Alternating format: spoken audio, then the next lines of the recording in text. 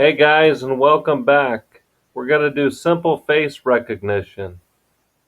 As you can see, this is me, and then this is the face distance, and then the landmarks features. Let's look at the landmark features just for a second. Okay, because I told it to display the pill image of unknown, which is me, and then best matched index and known face names. And then the face distances is how we got the best match index, which is known face encodings to unknown image.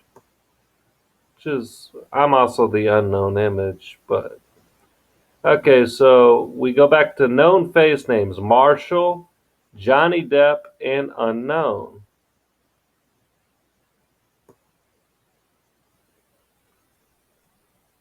Okay.